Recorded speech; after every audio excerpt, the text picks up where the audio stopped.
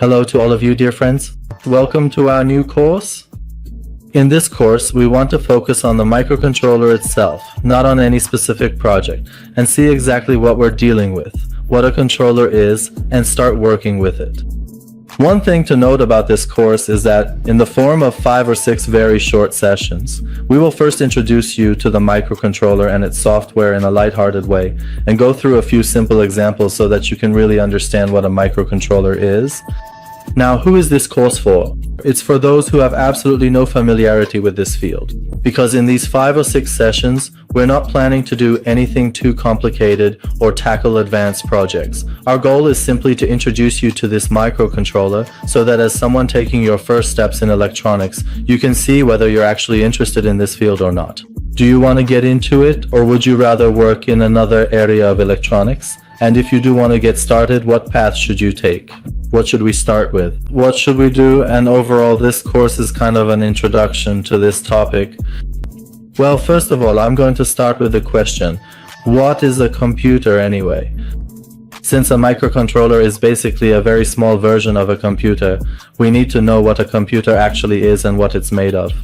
Now, this might be a very basic topic and many of you might already be familiar with it, but let me quickly go over it. Look, if I want to show you the main components of a computer in this picture, it's been really simplified. That means all the extra stuff has been removed and we're just looking at the main components together. At the center of everything, we have the CPU. The CPU is responsible for processing, handling all our data, all the mathematical calculations, and all processing tasks. It's the CPU that does all this. And in computers, for example, we have different types of CPUs. On the other hand, these CPUs have different speeds and different processing powers. And it's interesting to know that we have exactly the same thing in microcontrollers as well, which we'll see later. Alongside these main components, meaning alongside our main part, which is the CPU, we have 2 other sections, RAM and storage. What do these 2 do? Basically, that's what RAM is. Well, you've probably heard of it. For example, they say this computer has 4 gigabytes of RAM. It has 8 gigabytes of RAM. This means that it's our temporary and high-speed memory where our real-time data is stored, and our storage is the hard drive. For example, they say, let's assume this computer has a 1 terabyte hard drive, and our permanent data is stored on the hard drive. So, how does the processing workflow look? Let's say you want to play a movie. This movie is stored on your hard drive as permanent data. This data is temporarily copied onto the RAM, and since RAM is very fast but has low capacity, you can't keep all the data permanently on RAM. It has a very high speed. The data is placed on the RAM momentarily, and the CPU starts processing it, for example, showing you that movie. So the CPU never directly accesses something from your hard drive. The RAM acts as an intermediary here. We have exactly the same concept in microcontrollers as well. Now, I've also added a separate section so the diagram doesn't get too cluttered. And what is this separate section? Anything extra that is connected to our CPU, for example, in our computer, we have a USB controller section. Your USB connects to the USB controller IC. That IC establishes the USB connection and transfers the data to the CPU. Or in the same way, let's say we have a sound driver IC to which your computer or laptop's headphone and microphone ports are connected. This IC handles the audio processing tasks and transfers the data to our CPU. So, this separate section actually consists of all the independent components that connect to the CPU. And we have exactly the same concept inside a microcontroller as well. Now, in the next picture, we want to see what the microcontroller itself looks like. This is the internal structure of a microcontroller, though not all microcontrollers look like this. Some of them might not have many of these features. They might have a lot of additional features, and we just want to get a general overview. If you look closely here at the top and center of all these connections, we have a CPU, exactly like what we had in a computer. In this connection, we have a flash memory. This flash memory is exactly like the hard drive in our computer, and inside the microcontroller, there is also this flash memory, but the difference is that its capacity is much smaller. That is, the low-end microcontrollers on the market. For example, their memory ranges from 1 kilobyte to 2 kilobytes or even 8 kilobytes and things like that. And for example, standard microcontrollers have 32 kilobytes, 64 kilobytes, or 128 kilobytes, which are very small amounts. Because, well, it's only supposed to store a single code inside, so it has a very small capacity, but it becomes the main and permanent memory of our microcontroller. Inside we have this flash memory, and on the other hand, up here, for example, we have SRAM, which functions exactly like the RAM in a computer. Or for instance, we have EEPROM, which is another type of memory that we can access from within the code. That is, our code is loaded into the flash memory.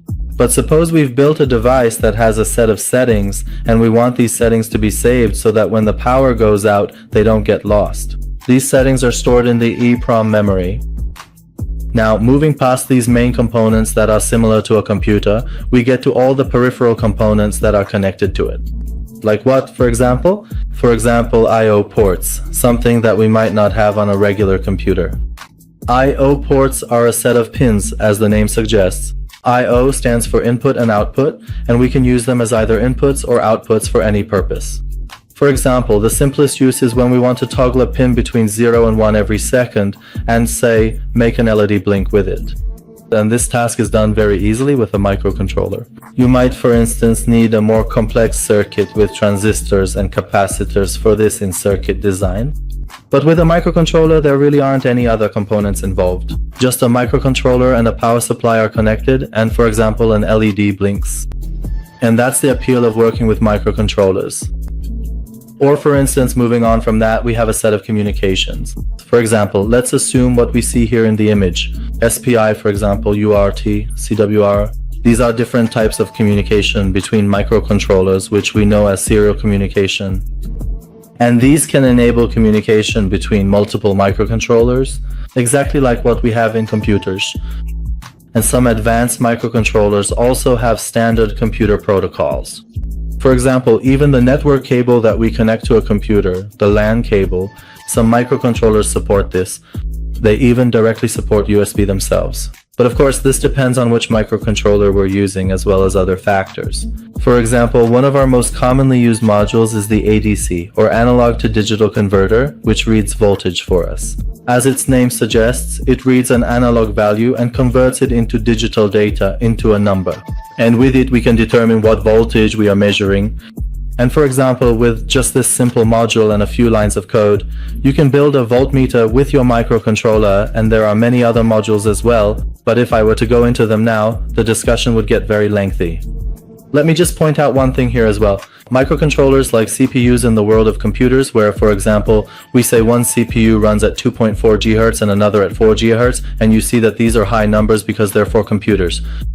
In the world of microcontrollers for now, we work in the range of megahertz, and the typical microcontrollers on the market support frequencies of about 1 to 8, or up to 16, or at most up to 20 megahertz. Look, computers operate in gigahertz, while microcontrollers are in megahertz, which is a level lower, and later we'll see that this speed is actually quite sufficient. Because, for example, in computers we have very heavy and complex processing tasks, but in microcontrollers we're just running a single code, and most of the time that code isn't going to be anything computationally intense or unusual. The codes we write for microcontrollers are mostly algorithmic. We'll get to these topics later and see for ourselves. By algorithmic code, I mean that there's not supposed to be any particular strain on the microcontroller, and it's not doing any heavy processing. It just starts running a specific algorithm so that we can achieve the device or project we're aiming for. So that's the explanation about the internal structure of microcontrollers. Now, what does it look like? As you can see in this picture, the microcontroller has the typical appearance of an IC. If you're watching this video through this channel, you definitely have a good familiarity with electronics topics. You also know the components, and well, the microcontroller looks exactly like an IC, with the difference that many ICs might require a lot of additional components to operate, and we often can't use many ICs as standalone, completely direct components. For example, one of the most commonly used ICs is the 555 IC, and I think a tutorial related to it has also been posted on this channel, and we have experience working with it. You see that several resistors and capacitors need to be connected around it, so that we can get a specific function out of it. But with microcontrollers, that's not the case. As you can see, along with all the pins it has, we have a VCC and a GND pin, and it's enough for our power supply to just be connected to these 2 pins. Once we've uploaded our code onto the microcontroller, it starts up and does everything we want it to do, and it has all the necessary components for its operation built in. This is, for example, one of the important features of microcontrollers. It means you can now focus on your own circuit. For example, if you're going to connect an LCD to the microcontroller, you'll be focused on what the LCD needs.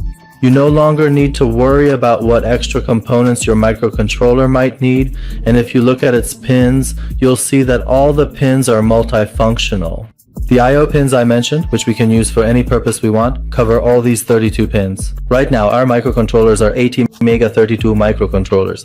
It's one of the common and well-known microcontrollers. It's very readily available in the market and is used in many of our projects. In general, we can categorize our microcontrollers, and there are various types of microcontrollers available in the market. Like what? Like the PIC series. If you want to see some examples, just search exactly what I'm saying and you'll find examples. We have PIC microcontrollers. We also have AVR microcontrollers, and the Atmega 32 belongs to the AVR family. And for example, from the same family we have the Atini. On the other hand, we have ARM microcontrollers. For instance, if you've heard of the STM32 family, they are ARM microcontrollers.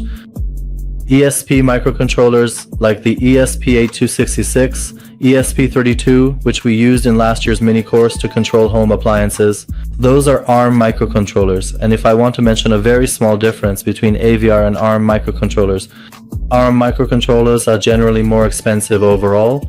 They have higher processing speeds. They have more pins. They offer more features, and naturally, depending on our project, we choose whether we need AVR or ARM. And just to understand the power of ARM, it's enough to know that if you're watching this video on your phone, there's also an ARM microcontroller used in our phones. However, this ARM is much more powerful and at a much higher level than the ARMs available on the market. In general, ARM microcontrollers have a whole different class of performance, but again, it depends on the project. That is, if the project is supposed to be much more complex, advanced, and larger, an AVR microcontroller might no longer meet our needs. But in most projects, AVR microcontrollers are more than sufficient for our work, and one of the simplest among them is the Atmega series, which starts from the Atmega 8. It's a smaller IC. Then there are the Atmega 16, 32, 64, 28, and so on. Besides the fact that the size of the microcontroller changes, the number of pins increases, or some of its features differ. It also refers to its memory. Now, the Atmega 32 microcontroller has a total of 32 kilobytes of flash memory, so now you might ask, what is flash memory? Basically, our code is supposed to be loaded onto this memory, and as you go to a lower or higher number, this memory also decreases or increases accordingly. For example, these are also points that need to be considered. Suppose we want to write a code that ends up being 1,000, 2,000, or 3,000 lines long. It's possible that some smaller microcontrollers won't have enough memory to handle that. Well, as a final topic, you might be wondering, if we want to work practically, how do we actually load a program onto a microcontroller? We have a device called a programmer. You can see its picture now, and it comes in different models. Various companies have produced them. I've just brought one as an example, and what this device does is, after we've written our code in its software, now, in the next session, we'll also introduce the software. After we've written the code in the software, tested it in the simulator, and everything was okay, it's time for the practical part, where we can see how it works in the real world. We take that code and, using this programmer, program it onto our microcontroller. As you can see, it has a USB port that connects to the computer, and it also has a socket where we place the microcontroller. This socket connects to the microcontroller and programs it. Then, after placing the microcontroller on a breadboard or on a PCB that we've made, we power it on and test it. And as I mentioned, we've made thorough preparations for this practical section. For our main course, and we're going to do a lot of things together. So for now, the best way to start is to get familiar with this topic entirely in the simulator and not rush into hands-on work. You'll reach higher levels, hands-on work, and working with various components much faster than you think, but it's better to first follow the proper process. There are no additional explanations for the first session. We had a complete introduction to microcontrollers together, but in very simple language. You may have seen other courses or trainings that just follow the same standard process as all the other tutorials. That is, everything is covered in detail, every single thing, with all the details, including things that might scare someone at first and make them think this is such a huge topic. But in this mini course, our goal is to start this topic in very simple language and without any fear, and I hope you enjoy it as well. That wraps up our first session. In the next session, we'll introduce the software and do our very first test in the world of microcontrollers. Until the next session, wish you success. Goodbye.